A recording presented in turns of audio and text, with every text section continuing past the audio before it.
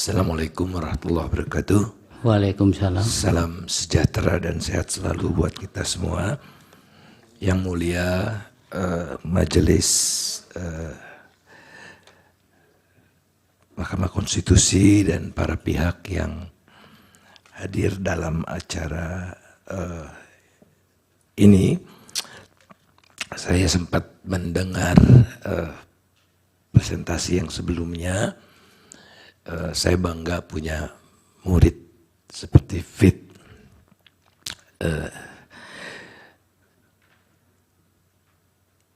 Saya ingin mengaitkan, kalau tadi angka-angka, saya ingin menambahkan atau melengkapi dari perspektif teori juga. Yang kerap dipakai adalah teori gentong babi. Ada yang alergi dengan gentong babi, udah pakai bahasa Inggris saja yang mulia, pork barrel. Walaupun ini dari Amerika Serikat, konteksnya berbeda. Kalau di sana pada umumnya dilakukan oleh anggota DPR, baik Senat maupun House Representative,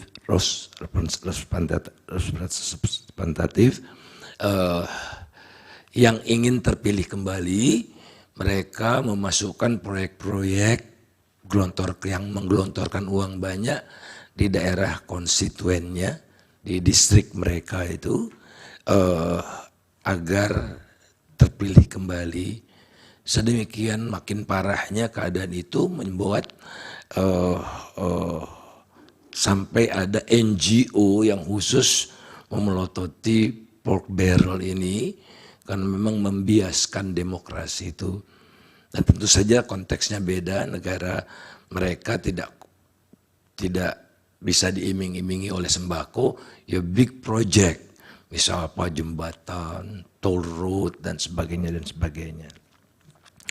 Nah jadi secara umum bisa dikatakan bahwa pork barrel ini di negara-negara berkembang wujudnya berbeda karena pendapatannya masih rendah, angka kemiskinannya tinggi. Di Indonesia penduduk miskin ekstrim, miskin, nyaris miskin, rentan miskin, itu kira-kira hampir separuh dari penduduk.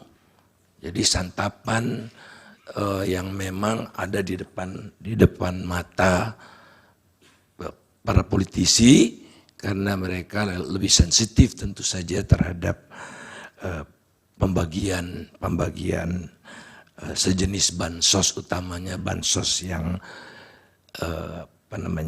bansos yang ad hoc sifatnya. Kalau atas izin yang mulia boleh slide kedua. Sedemikian parahnya yang bisa ditunjukkan oleh bansos ini sebetulnya dialami oleh berbagai negara, termasuk juga di Indonesia. Ya. Bahkan KPK, Kementerian Dalam Negeri, mengatakan akan mengikuti saran KPK untuk membuat aturan lewat perda menghadapi pilkada serentak yang akan datang itu 2 sampai 3 bulan sebelum pilkada tidak boleh ada bansos. Sadar di sini. Tapi pertanyaannya, kok pilkada dibatasi, pemilu tidak gitu. Ya. Nah, jadi kan ini membuktikan betapa efektifnya bansos itu secara kuantitatif maupun secara kualitatif. Gitu. Lanjut. Nah, kemudian kalau pork barrel itu sebetulnya metafor dari menggelontorkan uang.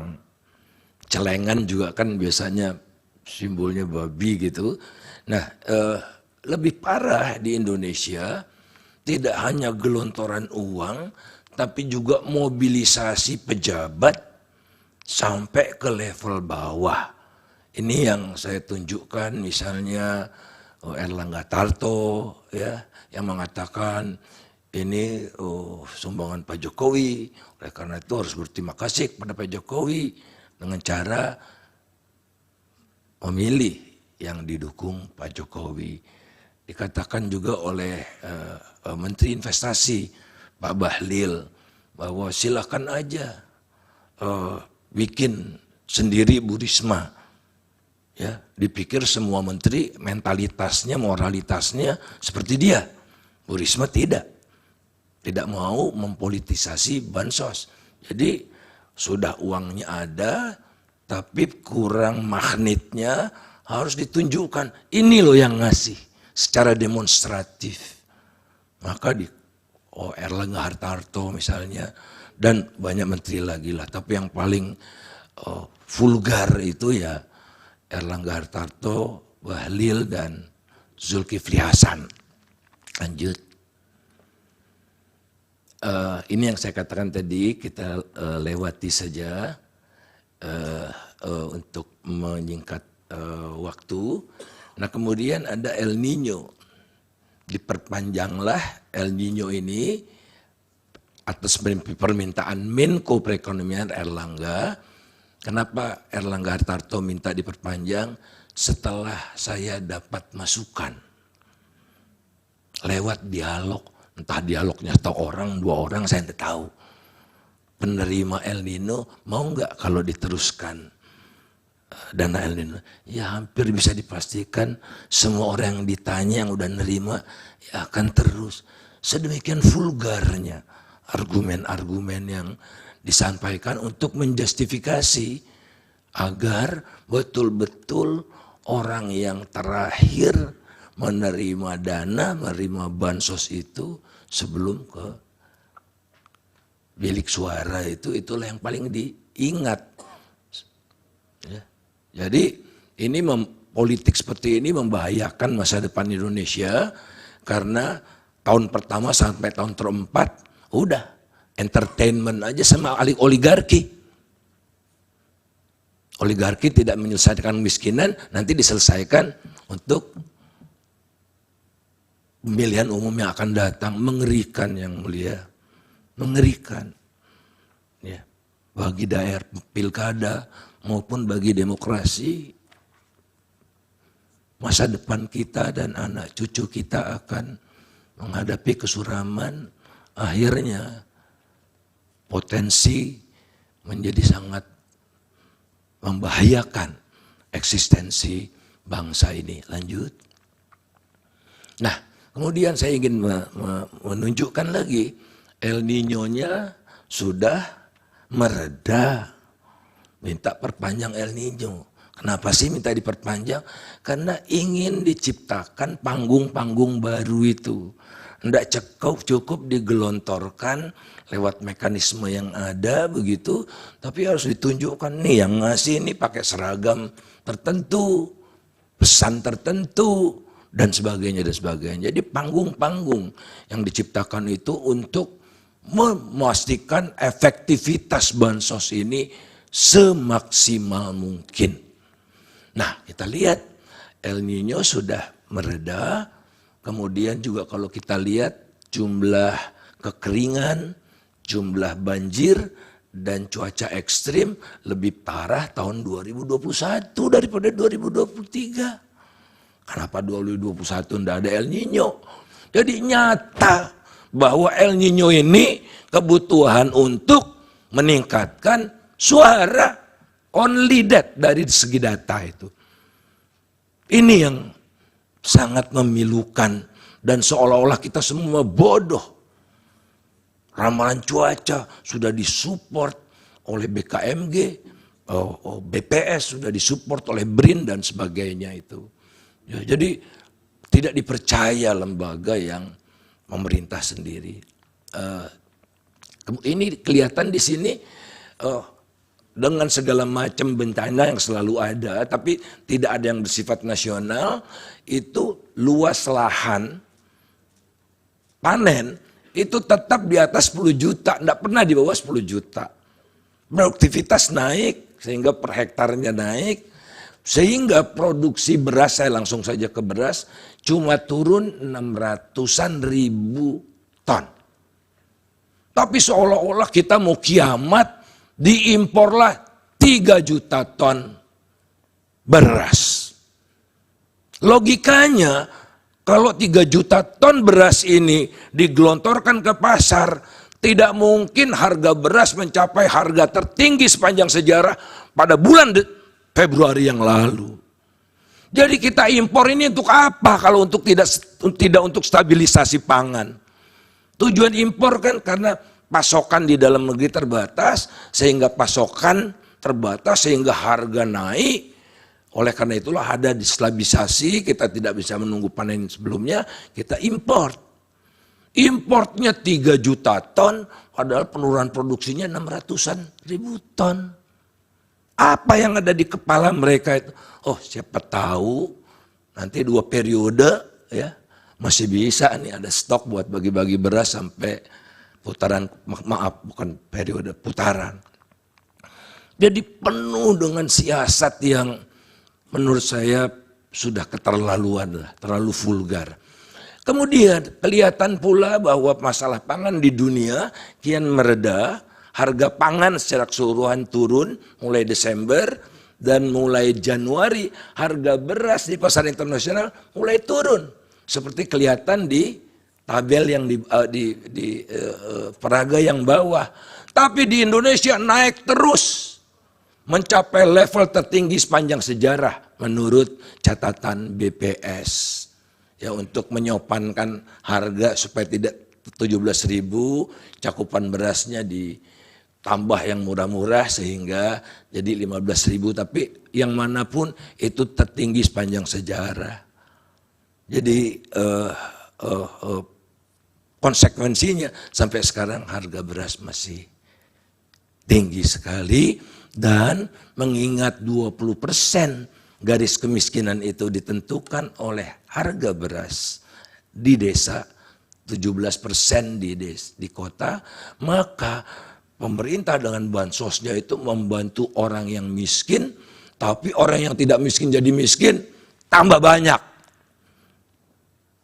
Dan memang cita-citanya bukan mengentaskan kemiskinan kalau begitu, menaruh harapan agar suaranya bisa 1 putaran lanjut. Nah, ini pork barrelnya, ciri-cirinya sedemikian banyak di Indonesia. Saya tidak akan sampaikan satu demi satu, tapi pork barrel yang vulgar. Pork barrel itu udah vulgar di Indonesia, pork barrel vulgar. Lanjut. Habis. Ya, itu yang mulia. Terima kasih. Baik, terima kasih. Silakan, ada pendalaman dari kuasa hukum. Saya akan bertanya ya, ahli. Data, coba buka slide nomor 7. El Nino 2021 itu paling tinggi di antara 2019 sampai 2024. Ini datanya ahli, bisa dilihat di. Betul? Ya. Oke. Kalau saya kemudian melacak berapa jumlah bansos yang diberikan tahun 2021 ketika El Nino tinggi, itu hanya 468,2 triliun. Di El Nino 2024 yang jauh lebih rendah, tapi dia meningkat 496,8 triliun. Jadi hampir 30 triliun. Di saat El Nino gila-gilaan 2021 itu dibandingkan 2024 yang El Nino-nya tidak gila-gilaan, itu ada peningkatan bansos sekitar 30 triliun.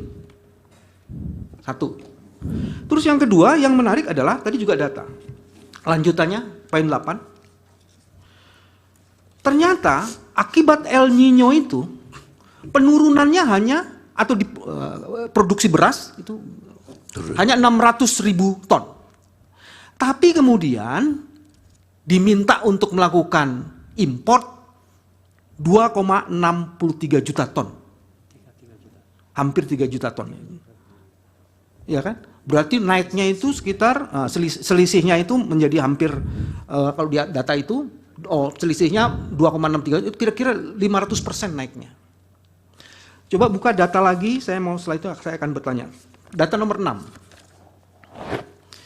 Di nomor 6, ya, Ternyata impor beras itu dipakai untuk sesuai dengan data nomor 4. Itu kan impor beras ya. Betul ya? Jadi menyalurkan beras dengan atribut, mari kita kaitkan dengan poin 4, slide nomor 4. Nih Bang Faisal, ahli. Oke. Pertanyaan saya begini jadi.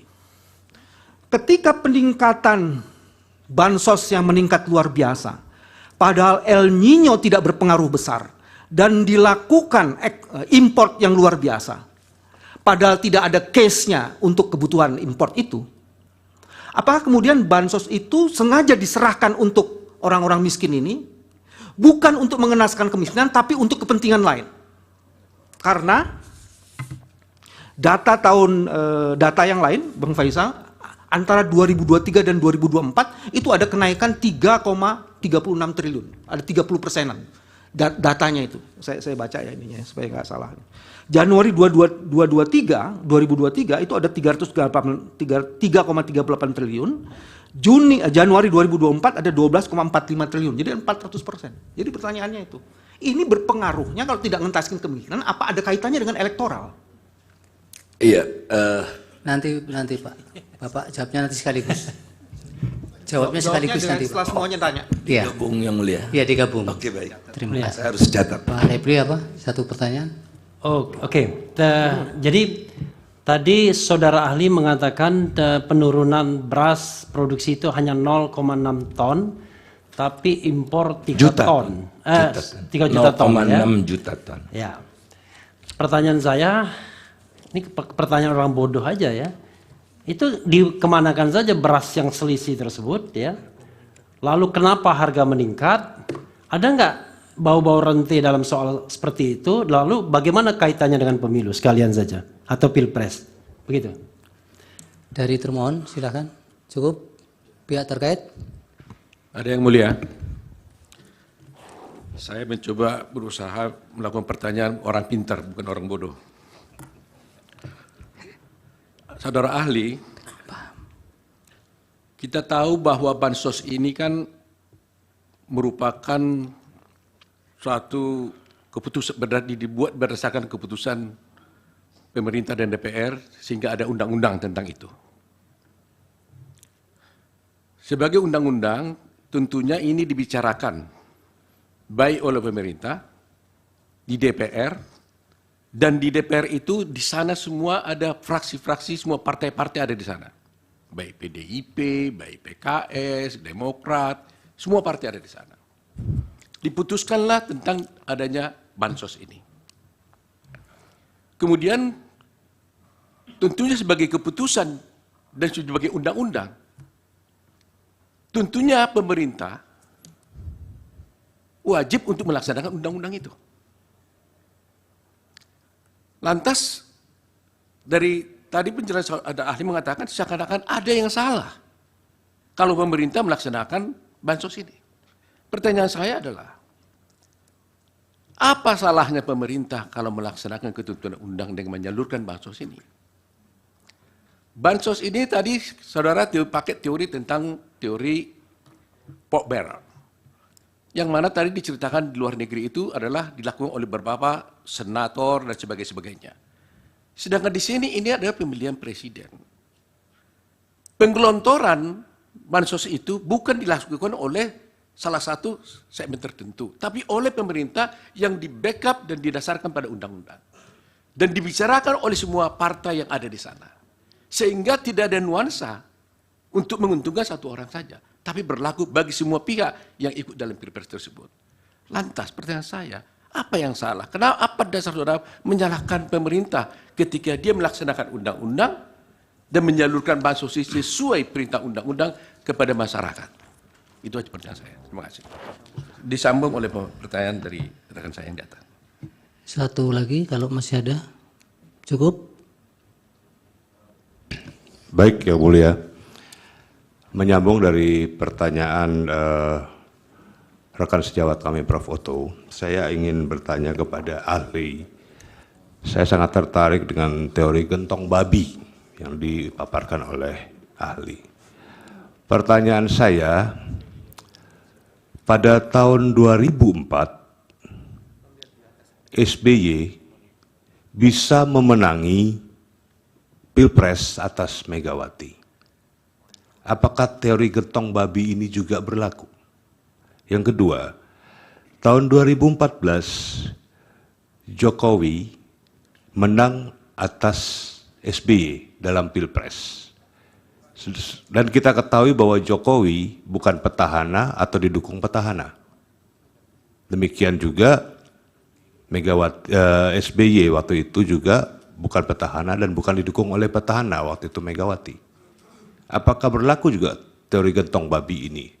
Pertanyaannya adalah, apa korelasi teori gentong babi yang ahli sampaikan dengan yang tadi disebut-sebutkan nama Prabowo dalam Pilpres 2024 ini?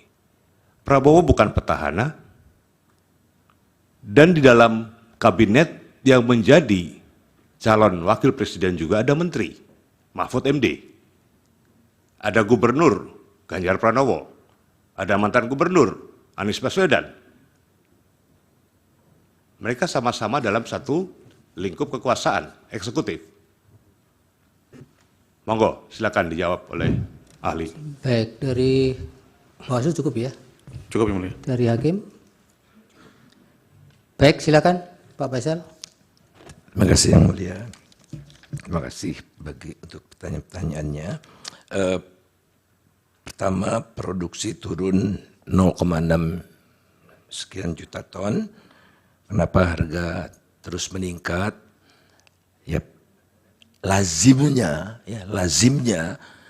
kalau import itu sudah masuk, harga turun, spekulan beras tidak berani naik-naikkan harga karena Bulog punya kekuatan untuk membanjiri pasar. Kok itu tidak terjadi berbulan-bulan? Dan puncaknya bulan Februari. Puncaknya bulan Februari. Oleh karena itu, hampir bisa dipastikan secara teoritis pun mendukung bahwa digunakan untuk kebutuhan tidak semata-mata untuk stabilisasi harga.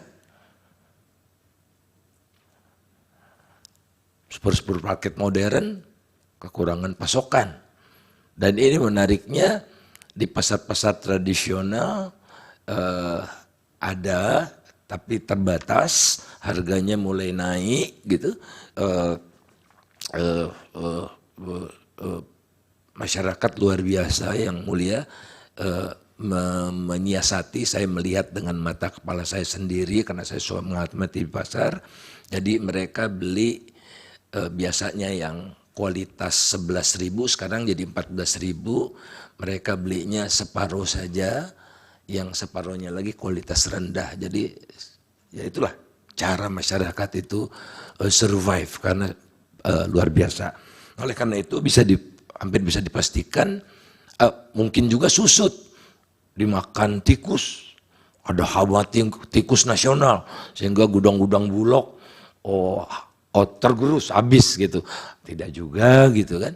Jadi apa ya, kembali lagi pork barrel itu pork barrel plus ya. Pork barrel plus yang memastikan targetnya tercapai sebanyak-banyaknya sebagaimana yang dinarasikan kalau bisa satu periode. Nah kemudian El Nino 2021 ada juga El Nino, tapi tidak ada bansos El Nino. Tatkala intensitas El Nino-nya lebih tinggi dari 2023-2024 gitu. Dan ini pun diperpanjang lagi kan. Sudah tidak ada El Nino, ada bansos El Nino udah hampir selesai dan intensitasnya lebih tinggi tahun 2021 gitu. Tapi tidak ada waktu itu bansos, lagi-lagi ya karena tahun ini spesial ada pemilu gitu. Sesederhana itu. Kemudian kalau dilihat dari terkait dengan bansos, sebetulnya gelondongannya kan perlindungan sosial. Jadi ini adalah program social protection. Jadi ini bukan, kalau bansos itu seolah-olah belas kasihan, kemurah hatian. Enggak, ini adalah kewajiban negara untuk mengentaskan orang miskin untuk tidak jadi miskin, dan orang yang belum miskin tidak masuk ke jurang kemiskinan. Itulah perlindungan sosial namanya. Tapi varian bansosnya semakin banyak. Disetujui DPR tentu. Tapi ditambah di tengah jalan, ya tidak disetujui DPR.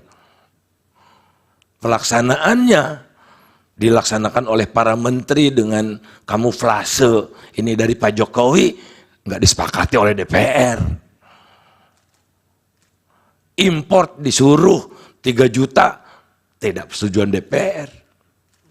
Banyak sekali.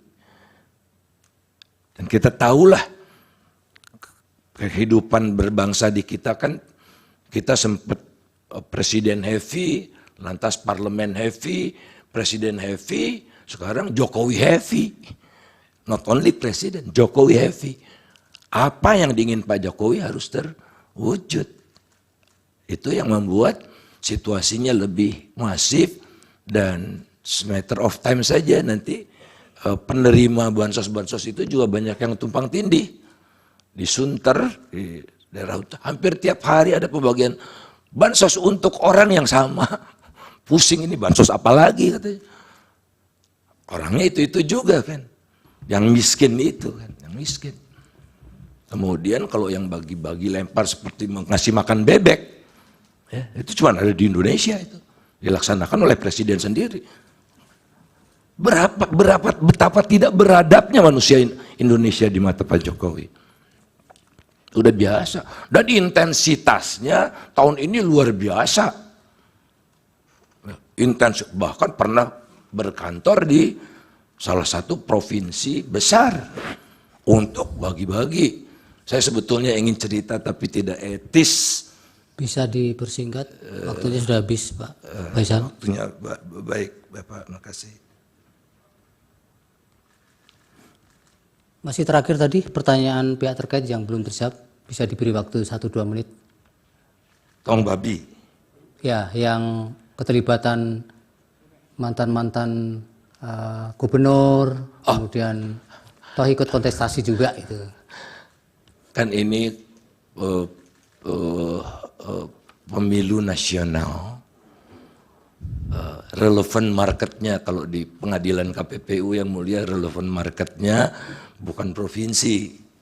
Jadi gentong babi ini mengacu pada praktik yang dilakukan oleh politisi yang menduduki jabatan tinggi di pemerintahan pusat, yang mampu menggelotorkan uang lebih besar gitu, agar menarik pemilih sehingga dia terpilih kembali. Jadi beda relevan market kalau kita bicara gubernur, bupati dan sebagainya, karena yang dihitung adalah nasional, dan gubernur atau bupati tidak punya aparat sampai ke seluruh Indonesia. Gubernur Jawa Timur tidak bisa memerintah kepala desa di Papua, nggak bisa.